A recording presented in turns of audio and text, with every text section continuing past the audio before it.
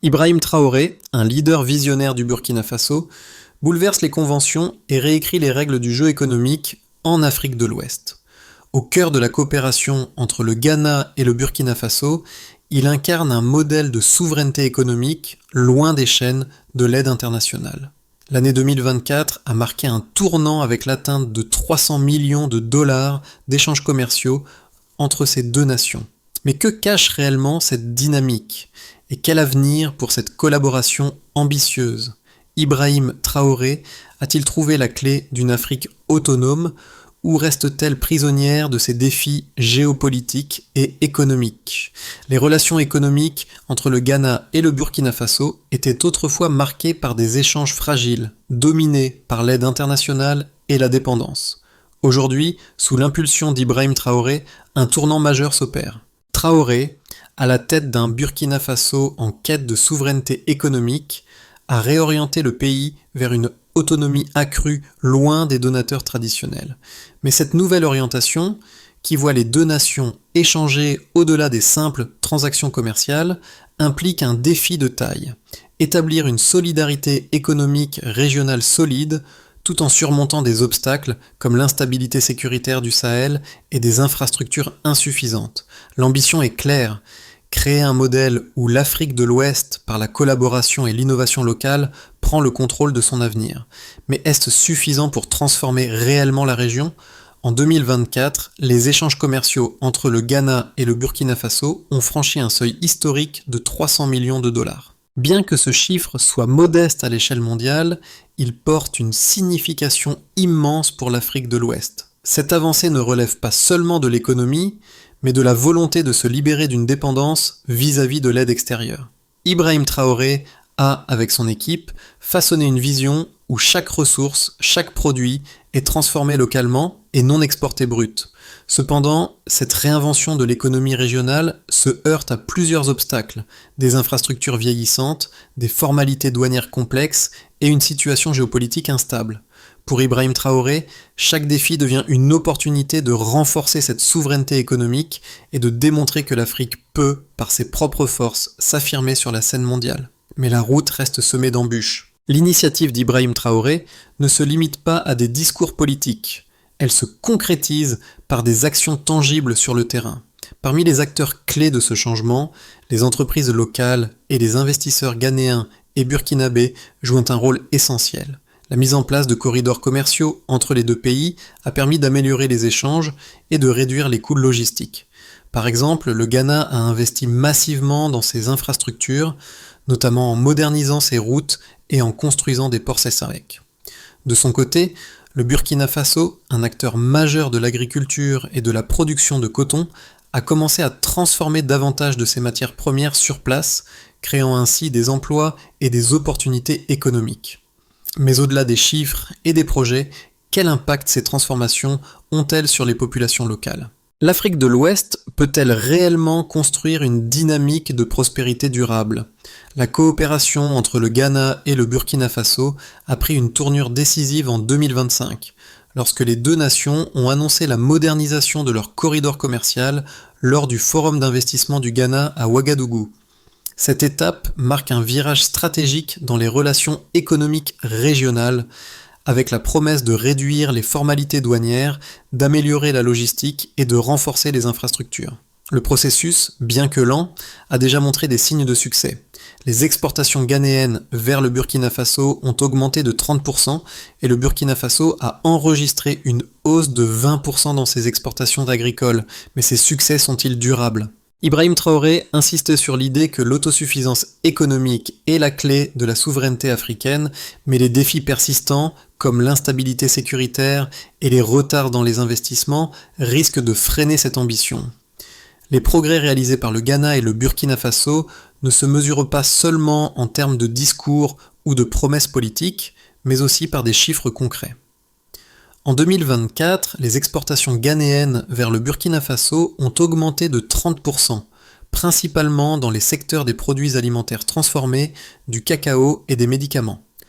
Ce chiffre n'est pas simplement une augmentation de volume, mais un changement stratégique vers des produits à plus forte valeur ajoutée, reflétant une volonté claire de moderniser l'économie. De son côté, le Burkina Faso a enregistré une hausse de 20% de ses exportations de coton et de beurre de karité, des produits qui étaient traditionnellement exportés en vrac. Aujourd'hui, ces produits sont partiellement transformés localement, permettant à la nation de tirer davantage profit de ses ressources naturelles. Ces chiffres témoignent des résultats d'un partenariat qui commence à porter ses fruits. Cependant, ce modèle de coopération ne se limite pas à des échanges commerciaux. Il s'agit d'une véritable refonte des chaînes de valeur avec des investissements significatifs dans des zones industrielles et des complexes agro-industriels. Par exemple, le Ghana a injecté près de 500 millions de dollars pour développer les infrastructures de transport, améliorer la logistique et construire des ports secs. Le Burkina Faso, quant à lui, a mis en place des politiques pour encourager la transformation locale de ces matières premières et renforcer les secteurs agricoles et industriels. Ces progrès sont aussi visibles dans les zones rurales, où de nouveaux emplois sont créés dans les secteurs de l'agriculture, de la logistique et de la transformation industrielle. Toutefois, cette croissance reste fragile. Les défis sécuritaires dans la région du Sahel continuent de peser sur l'évolution de ce partenariat. Les menaces terroristes, les tensions politiques et les troubles sociaux risquent de ralentir les investissements et de perturber la circulation des biens. Pourtant, même face à ces défis, les gouvernements du Ghana et du Burkina Faso poursuivent leurs efforts pour maintenir la fluidité des échanges commerciaux et garantir la sécurité des populations locales. L'élévation des échanges commerciaux entre ces deux pays est le reflet d'une vision partagée de l'autosuffisance économique. Mais malgré ces succès, la question demeure, la région pourra-t-elle maintenir cette trajectoire de croissance face aux obstacles persistants ? Le partenariat entre le Ghana et le Burkina Faso, bien qu'ambitieux et porteur de nombreux succès, ne fait pas l'unanimité. Si de nombreux observateurs saluent cette initiative comme un modèle de coopération intra-africaine, d'autres soulignent plusieurs points de friction qui pourraient freiner cette dynamique. D'un côté, les partisans de ce modèle, parmi lesquels Ibrahim Traoré lui-même, défendent l'idée qu'une véritable indépendance économique ne peut être atteinte sans un contrôle total sur les chaînes de valeur internes. Traoré met ainsi l'accent sur la nécessité de transformer localement les ressources, créant de la valeur ajoutée sur place et réduisant la dépendance vis-à-vis des importations étrangères. Cette vision répond à un impératif géopolitique.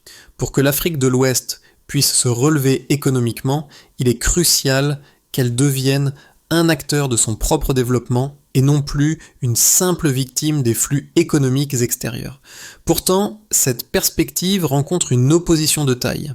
Les experts et économistes qui critiquent cette approche soulignent que, bien que le commerce intra-africain soit essentiel pour la croissance, il ne doit pas devenir une dépendance exclusive. Le Ghana et le Burkina Faso, même s'ils connaissent des succès notables, doivent tôt rester ouverts à des partenariats avec d'autres régions et nations, notamment dans les échanges mondiaux. Une trop grande dépendance au commerce régional pourrait rendre ces économies vulnérables aux fluctuations de l'économie locale ou à des conflits internes qui affecteraient la stabilité politique et économique. Certains économistes, par exemple, pointent du doigt le risque de repli régional qui pourrait entraver une diversification économique nécessaire à long terme. L'Afrique, selon eux, ne doit pas se cloisonner derrière ses frontières régionales, mais plutôt se construire un réseau d'échanges global, capable de tirer profit des opportunités internationales tout en consolidant ses bases locales. Cependant, il convient de noter que cette divergence d'opinion entre la nécessité d'une indépendance régionale et l'ouverture à un commerce global n'est pas nécessairement une contradiction irréconciliable. En fait, elle reflète la complexité des enjeux de développement auxquels l'Afrique fait face. La véritable question est de savoir comment équilibrer ces deux approches, se construire une autonomie économique tout en restant connecté à l'économie mondiale. Cela nécessite une stratégie subtile dans laquelle chaque pays cherche à renforcer ses atouts internes tout en bâtissant des ponts solides vers d'autres marchés afin de créer une résilience face aux turbulences extérieures. L'argumentation d'Ibrahim Traoré, même si elle est perçue par certains comme radicale, a néanmoins le mérite de secouer les vieux paradigmes de la dépendance et de l'aide extérieure. En mettant l'accent sur des solutions locales et sur une économie de transformation Plutôt que sur l'exportation brute de matières premières, il incite à repenser la manière dont les pays africains doivent se positionner sur la scène économique mondiale. Mais cette approche doit être nuancée et adaptée à la réalité du marché mondial pour éviter de tomber dans un piège de dépendance économique régionale. Ce partenariat entre le Ghana et le Burkina Faso est une véritable révolution pour l'Afrique de l'Ouest. Et pourtant, il ne fait que commencer. L'une des clés de cette transformation réside dans l'initiative de créer un modèle d'intégration régionale fondé sur la souveraineté économique. Ibrahim Traoré, avec sa vision de la décolonisation économique, incarne cette volonté de sortir de la logique de dépendance envers l'aide internationale. Mais ce n'est pas tout.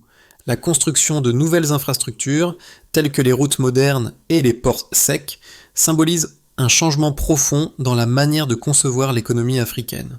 Ce modèle, qui privilégie l'investissement dans les capacités locales et l'autosuffisance, semble offrir une alternative durable à l'aide extérieure. Cependant, malgré ces progrès, la stabilité de ce modèle reste fragile. La situation sécuritaire dans le Sahel, ainsi que les tensions politiques et économiques internes, représentent des menaces potentielles. Mais là où d'autres verraient des obstacles, Traoré et ses alliés y voient des opportunités pour renforcer les liens régionaux et bâtir une souveraineté commune. Les échanges commerciaux croissants entre le Ghana et le Burkina Faso ne sont pas qu'une question d'infrastructure ou de volume d'échanges. Ils témoignent d'un changement culturel profond où les nations africaines redéfinissent leur place dans le monde. Cette dynamique pourrait bien être le début d'une nouvelle ère pour l'Afrique de l'Ouest, mais il reste encore beaucoup à faire pour garantir que cette transformation soit réellement durable. La question demeure, ce modèle peut-il être étendu à d'autres pays de la région, voire à tout le continent africain ? Les implications de la coopération entre le Ghana et le Burkina Faso vont bien au-delà des chiffres des échanges commerciaux.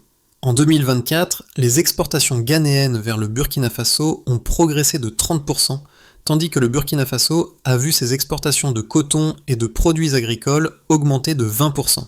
Ces données témoignent non seulement de la croissance économique bilatérale, mais aussi de l'émergence d'une nouvelle dynamique régionale. Cependant, les effets ne se limitent pas aux simples transactions commerciales. Le modèle de coopération mis en place par Ibrahim Traoré commence à remodeler la société et les structures économiques de la région. Pour les populations locales, cette transformation se traduit par des opportunités d'emploi accrues, notamment dans les secteurs agricoles, industriels et logistiques.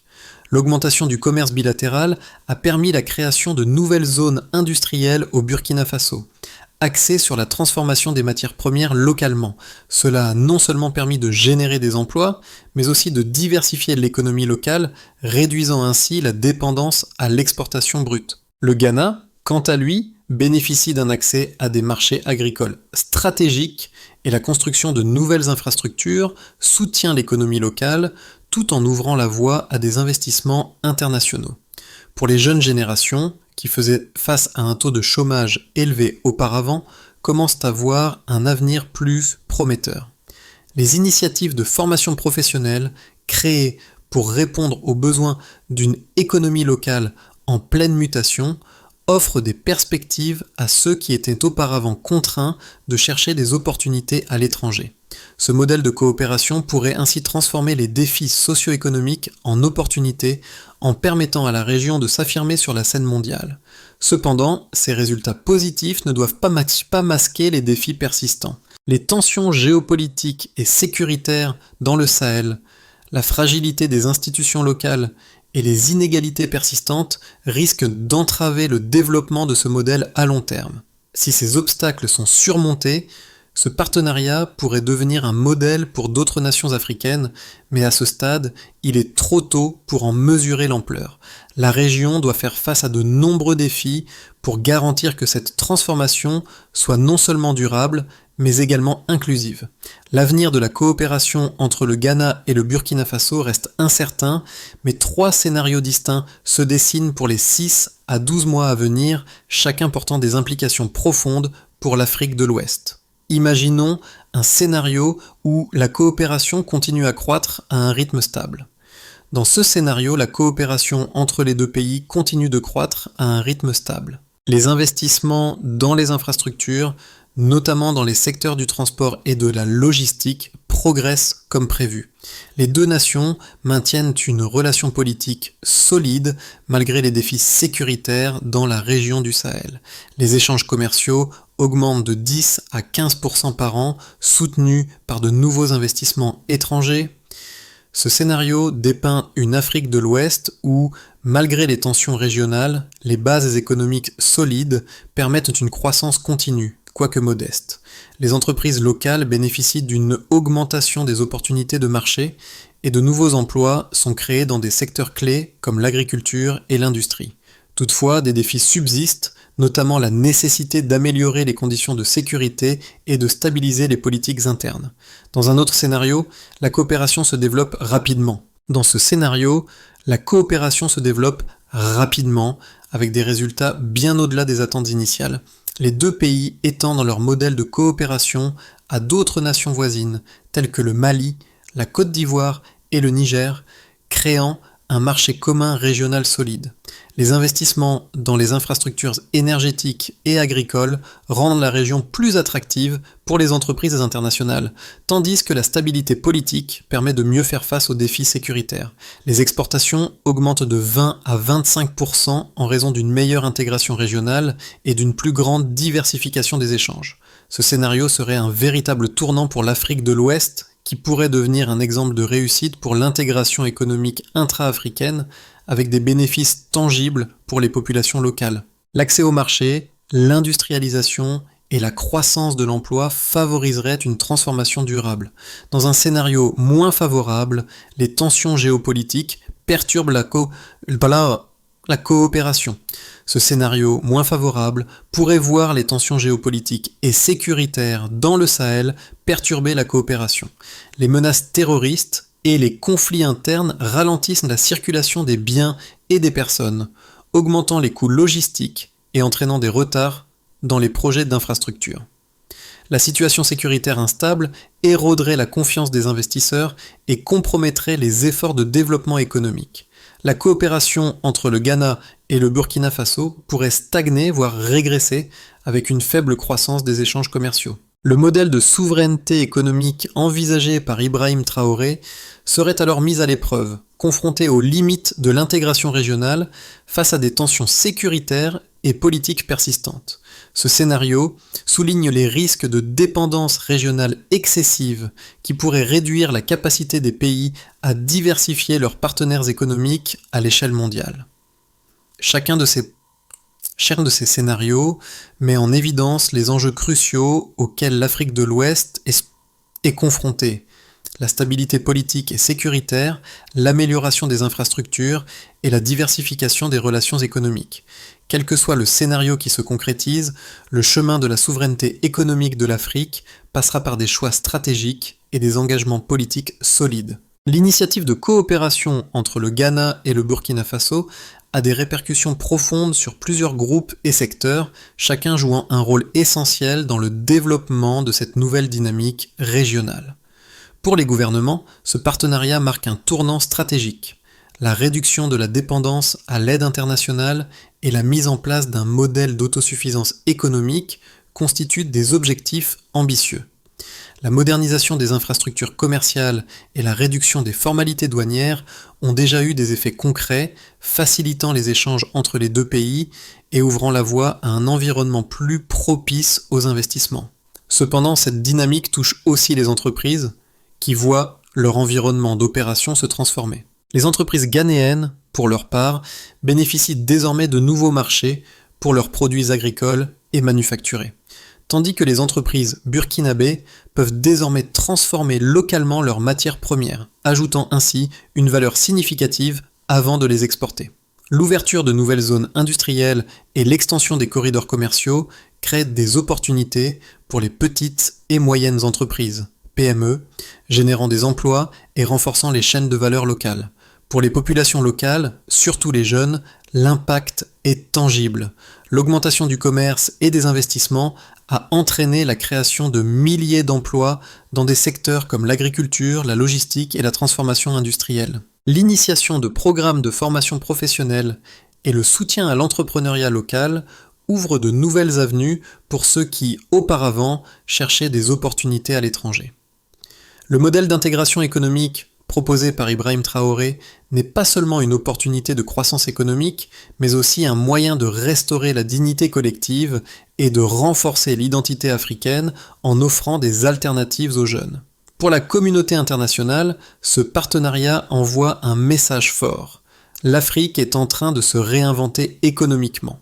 Ce modèle de coopération intra-africaine pourrait inspirer d'autres régions du continent qui chercheront à suivre l'exemple du Ghana et du Burkina Faso. Ce qui était perçu comme une vision utopique il y a quelques années est en train de se transformer en réalité concrète, portée par une volonté commune de prendre le contrôle de l'avenir économique. Cependant, ces progrès, bien que significatifs, ne sont pas sans défi. La fragilité des institutions locales, la persistance des tensions sécuritaires dans le Sahel et les inégalités économiques demeurent des obstacles majeurs qui pourraient ralentir le processus de transformation.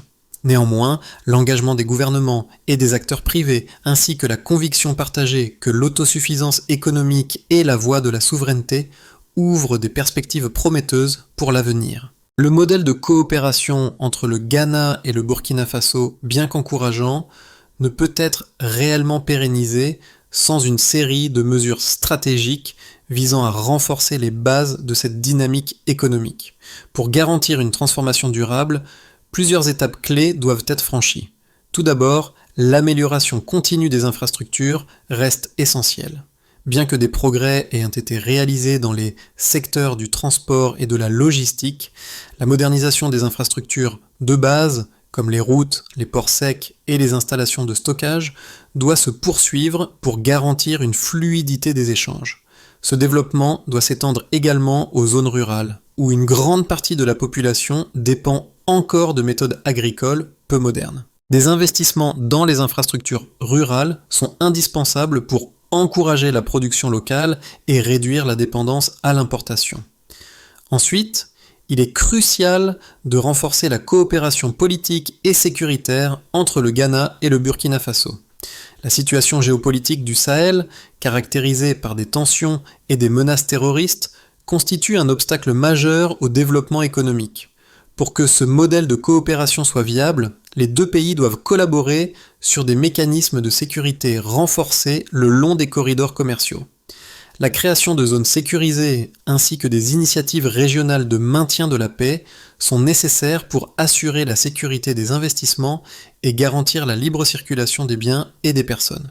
Le développement des ressources humaines est également une étape fondamentale. Les gouvernements des deux pays doivent intensifier les efforts pour promouvoir l'éducation et la formation professionnelle, en particulier dans les secteurs agricoles et industriels. La création de centres de formation spécialisés et le soutien à l'entrepreneuriat local permettront non seulement de répondre aux besoins immédiats du marché du travail, mais aussi de préparer les jeunes générations à occuper des postes clés dans l'économie de demain. Enfin, pour garantir une durabilité à long terme, le Ghana et le Burkina Faso doivent intensifier leurs efforts pour renforcer l'intégration régionale à travers la création de nouvelles zones de libre-échange intra-africaines. L'extension de ce modèle à d'autres pays voisins pourrait offrir une véritable chaîne de valeur régionale, facilitant ainsi les échanges commerciaux et l'investissement tout en favorisant une coopération plus étroite dans toute la région du Sahel et au-delà. Ces étapes représentent le cœur de l'itinéraire vers une véritable souveraineté économique en Afrique de l'Ouest. Toutefois, elles nécessitent un engagement politique fort, une vision partagée et une coopération multilatérale soutenue pour surmonter les défis actuels et poser les bases d'un avenir économique prospère et indépendant. Le partenariat entre le Ghana et le Burkina Faso représente bien plus qu'une simple coopération économique. C'est un symbole de la renaissance de l'Afrique de l'Ouest. Ibrahim Traoré, en prônant une souveraineté économique fondée sur des échanges régionaux solides, incarne cette vision d'une Afrique indépendante, déterminée à réécrire son avenir.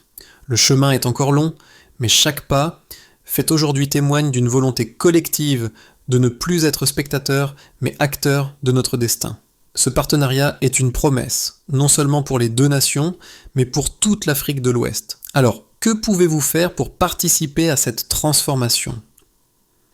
Chacun de nous à notre échelle, peut contribuer à soutenir cette dynamique. Que vous soyez entrepreneur, étudiant ou citoyen engagé, il est temps de croire en un avenir prospère pour l'Afrique. Partagez cette vision, inspirez autour de vous et aidez à bâtir une Afrique plus forte, plus souveraine, où chaque action locale contribue à un changement global.